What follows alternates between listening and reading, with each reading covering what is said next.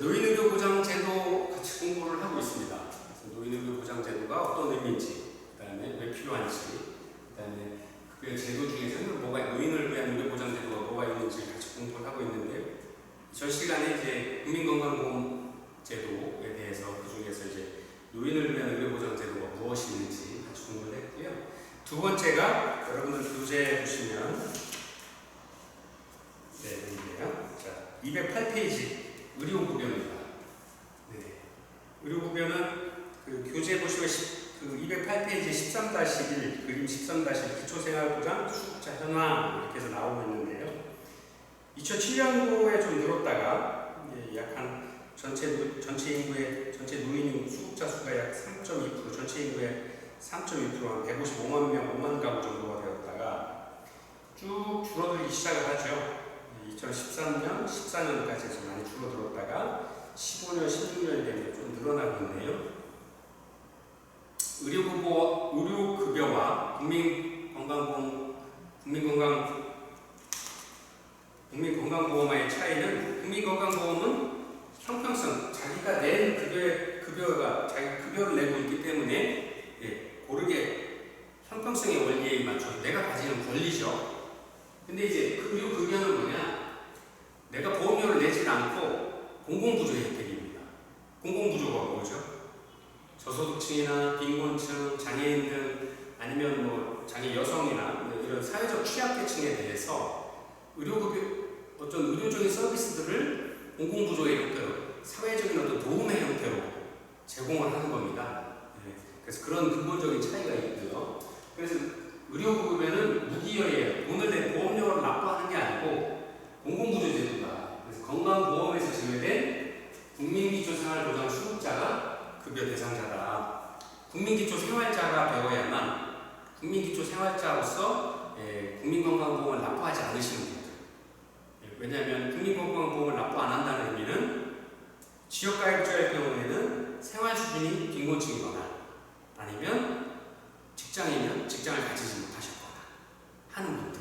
특히나 이제 노인의료보장에서 얘기하는 노인의료급여는 노인이시어서 국민건강보험 가입이 되어 있지 않으시거나 가족이 되는 누구든 피부양자가 되어 있지 않아서 건강보험의 혜택을 받지 못하시는 저도 빈곤층 노인분들을 대상으로 하는 거죠. 그래서 급여 대상자 공공부조제도가 중요합니다. 저소득층 노인의 비율이 우리나라는 상대적으로 매우 높습니다. 그래서 오히려 의료급여 정책이 노인의 의료급여가 중요한 의료보장제도로서 역할을 하고 있다고 이야기하죠.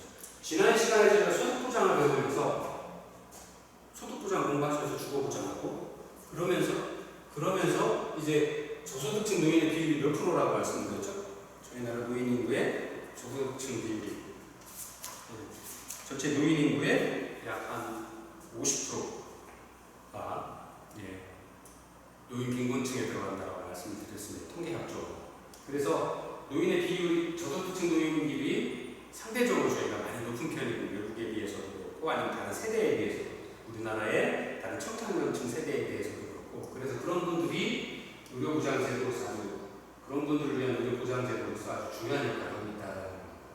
근데 문제는 의료급여제도가 이렇게 취지도 좋고 역할을 하고 있음에도 불구하고 저소득층에 대한 복지 서비스에 대한 배려가 좀 많이 부족하다 하는 부분, 그 다음에 건강보험 및 의료급여에서 게재되는 저소득층 노인에 대한 건강보호에 대한 보호, 의료보호에서도 사각지대가 발생을 하는 거죠. 대표적인 게 뭐냐? 수급자가 있어야죠.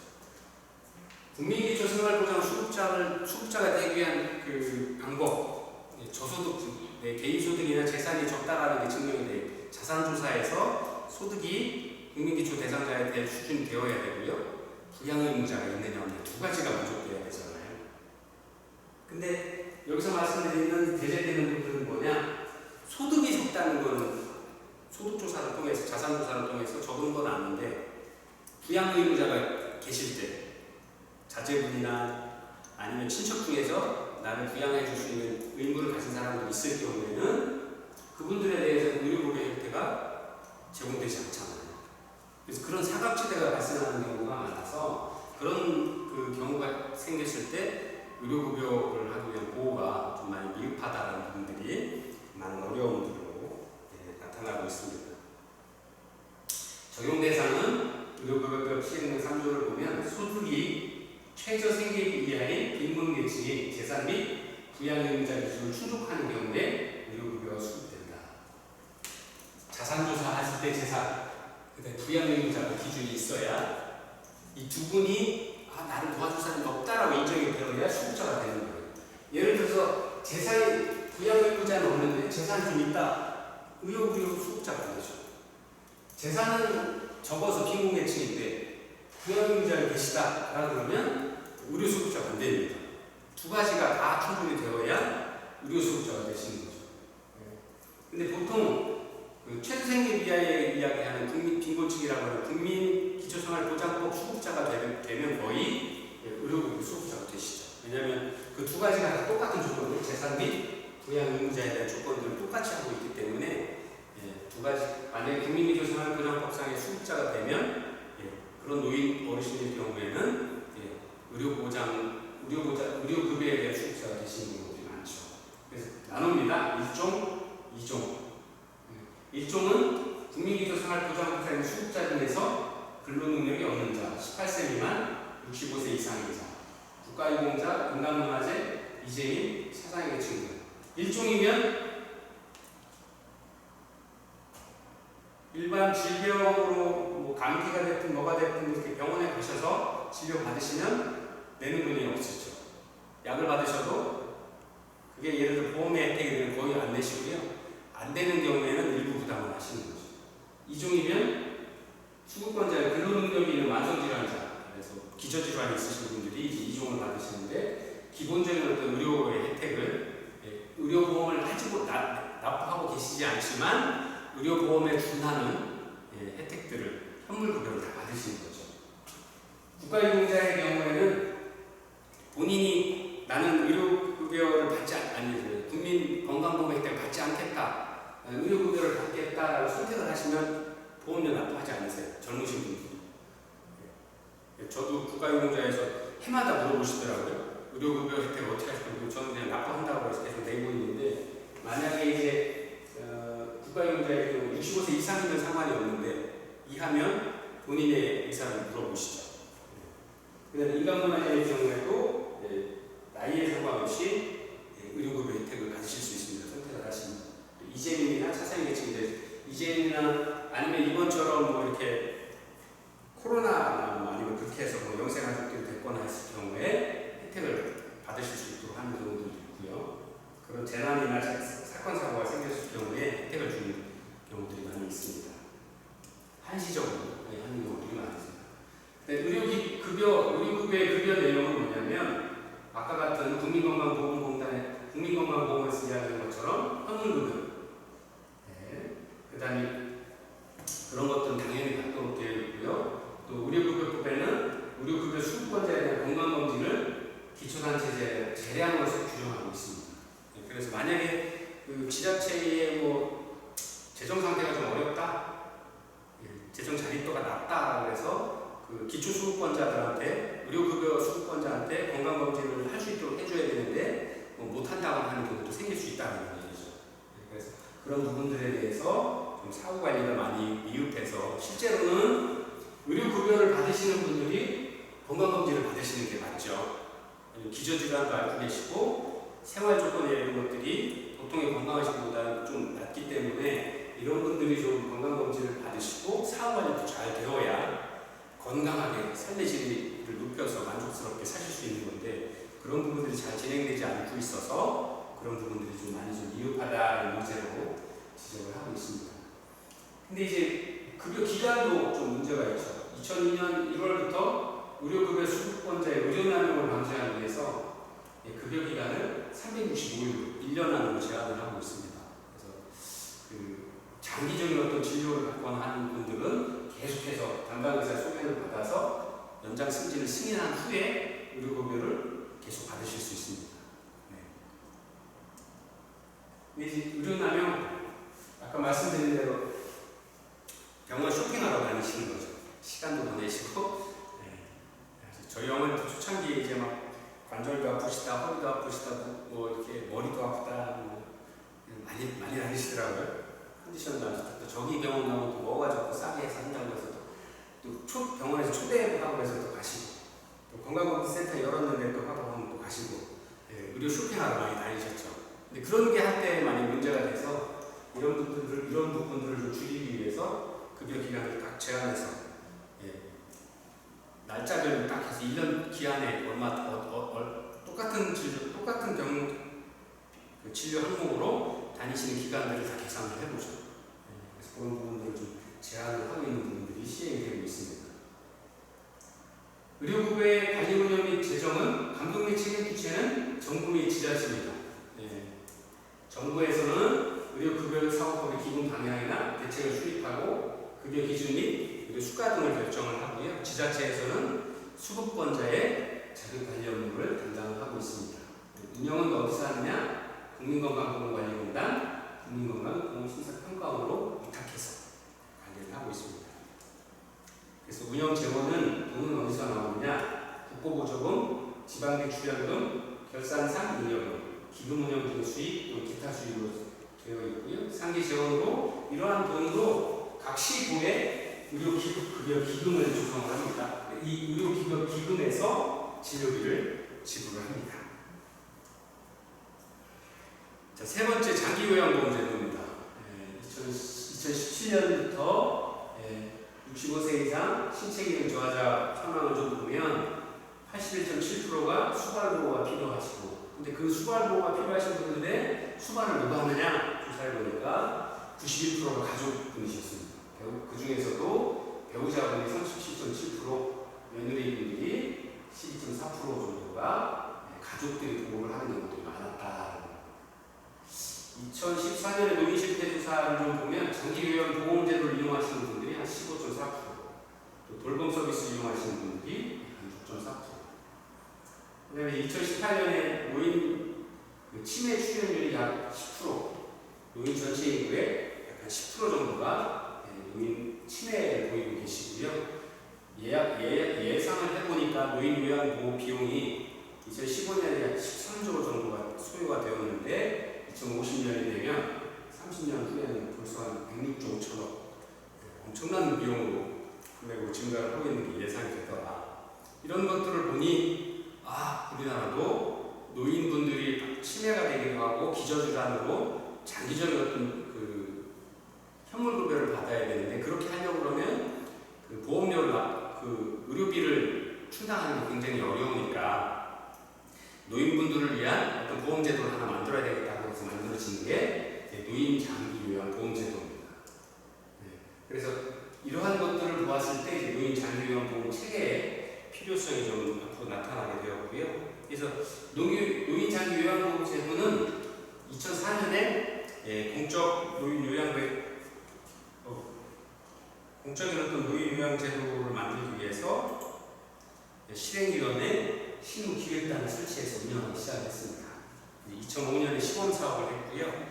2006년에 노인 수발보험법, 일본의 개호보험법이라고 하죠. 일본에서 개호보험법이라고 했던 건데 그걸 좀 많이 참조를 해서 저희 나라는 이름을 좀 바꿔서 노인 수발보험법 이렇게 만들었고요. 2008년 7월에 드디어 노인 장기요양보험법으로 만들어지게 되었습니다. 노인 장기요양보험의 가입자는 국민건강보험의 가입자여야 됩니다.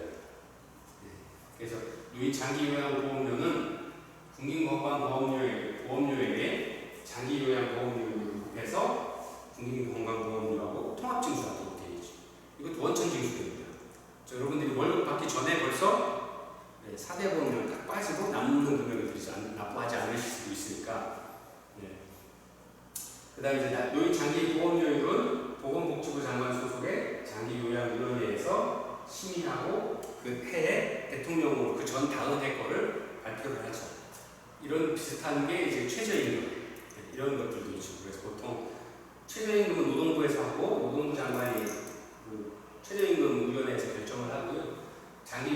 노인 장기보험료율은 보건복지부 장관 소속의 장기요양위원회에서 심의하고 대통령령으로 발표해서 그 다음 해부터 적용하는 거죠. 그러면 모든 급여 생활자들이요, 아니면 그 지역 가입법자들이 납부를 하도록 되어 있죠. 그래서 지금은 한 2% 10% 정도 되나요? 보험 그 건강보험료율의 몇 프로 딱 정해서 자기가 내고 있는 건강보험료율에다가 다시 또 몇 프로에 해서 장기요양보험료율 해서 그거를 다 납부를 하고 계시죠. 네. 노인장기요양 제도를 신청할 수 있는 자는 노인장기요양보험 가입자 또는 그 피부양자. 이야기는 뭐냐? 아까 말씀드린 국민건강보험 그 가입자가 노인장기요양보험 가입자라고 했죠. 그 피부양자. 네. 그 다음에 그런 게 아니면 수급권자 중에서 65세 이상의 노인 또는 64세 이하의 자로서 치매나 뇌혈관성 질환 등 노인성 질병을 가진 자들은 급여를 신청하실 수 있습니다. 그래서 국민건강보험공단의 자격관리, 신청인 조사, 장기요양 인정, 신청인 조사 등에 대해서 관리, 운영하도록 되어 있습니다. 보통 이제 저희가 그 노인 장기 요양보험법에 의해서 그 장기 요양 시설들이 많이 만들어지고 그걸 이제 민영화하면서 급속하게 늘어나고 있는 상황인데요. 보통 그룹홈 저희 이제 그 졸업생들 중에서도 장기 요양보험 제도에 맞춰서 노인 요양 시설 하시는 분들이 많이 계신데 보통 급여를 노인 장기 요양 급수를 받으셔야 되는 분들이 많죠. 장기 요양 보험 제도의 수급자 아니면 저소득층일 경우에 의료보험 수급자, 의료보험 수급자 분들이 장기요양 등급을 신청을 하셔야 되죠. 그러면 국민건강보험공단에서 나와서 그 현장 검사도 하시고 면접이나 아니면 현장 조사를 통해서 몇 등급에 해당되는지 의료적인 판단을 내리셔서 만약에 판단을 받으면 이제 그에 맞는 의료 현물급여를 받으시게 되는 거죠. 급여의 종류가 뭐가 있느냐?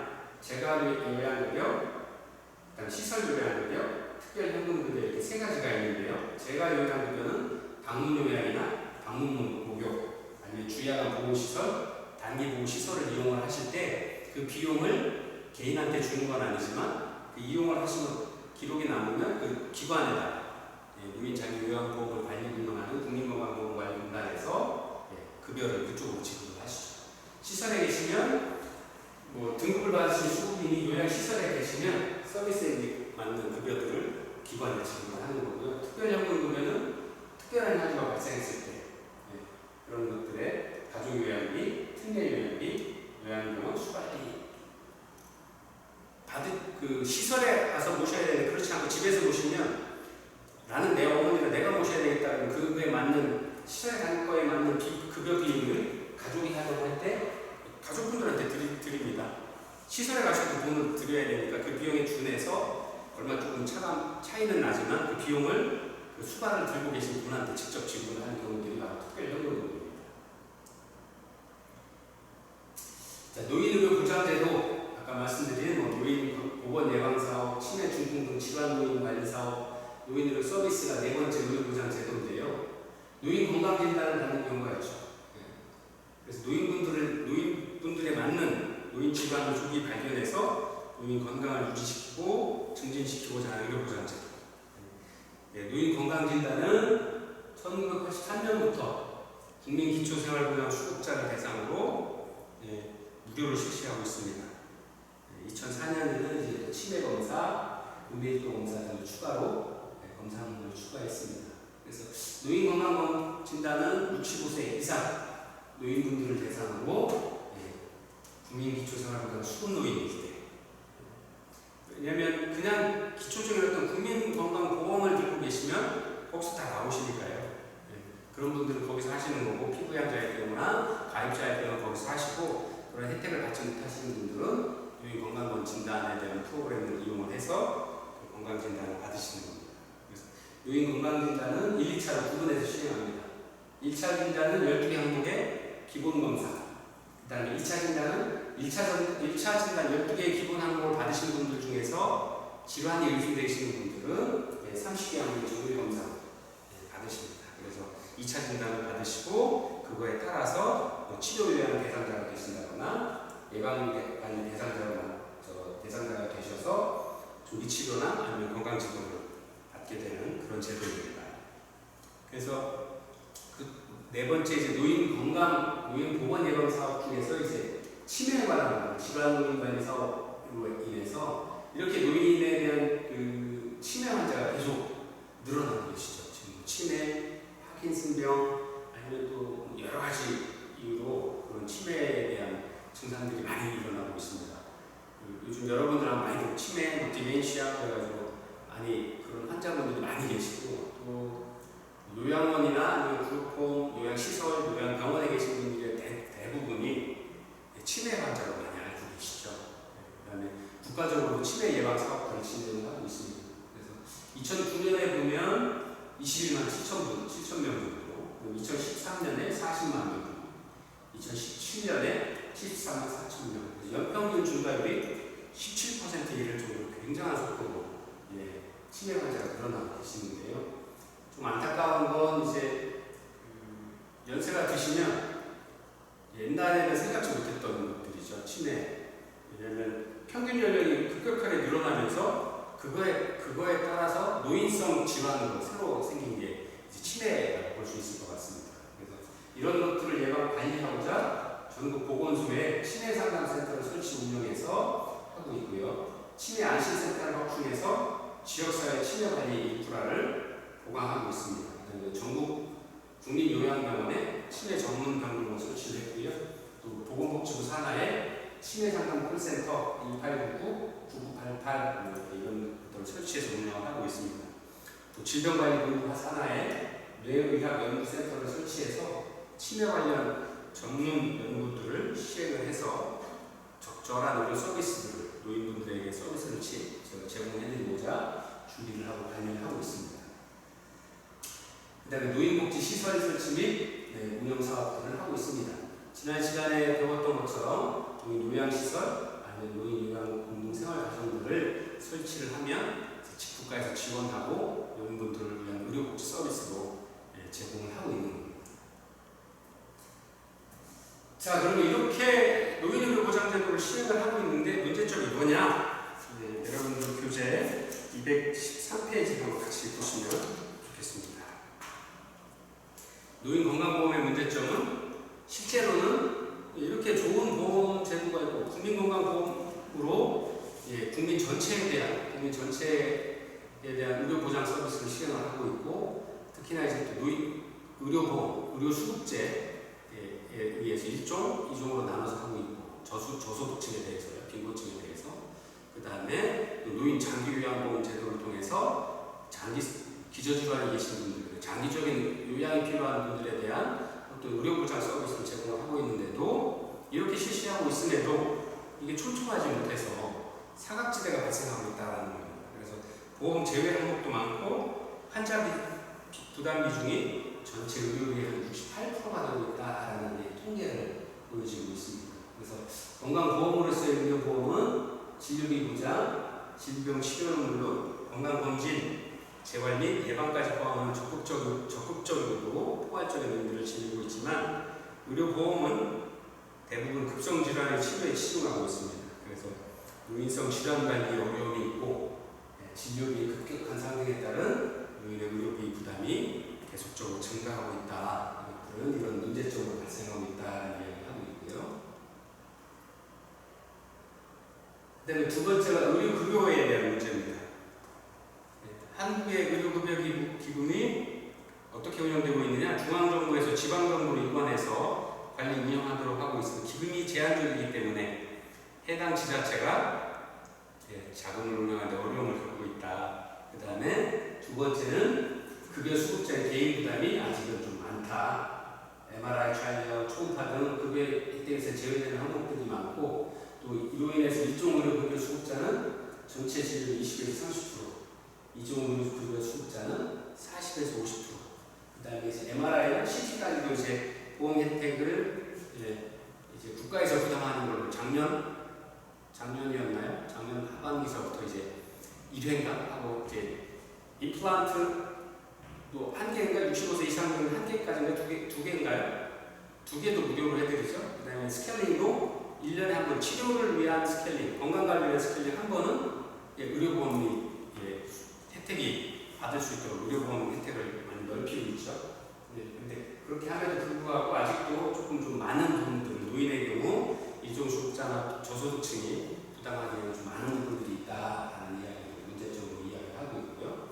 이러한 문제점을 개선하기 위해서 첫 첫 번째, 만성질환 중심의 보건의료 체계를 좀 수립해야 된다. 왜냐하면 노인의 의료보장 제도는 기본적으로 65세 이상 노인 인구시기 때문에 기저질환이나 만성적인 질환, 하루 이틀에 치료되는 게 아니라 길게 치료되는 그 만성질환 중심이기 때문에 그럴 맞도록 보건의료 체계 또한 만성질환 중심으로 바뀌어야 된다.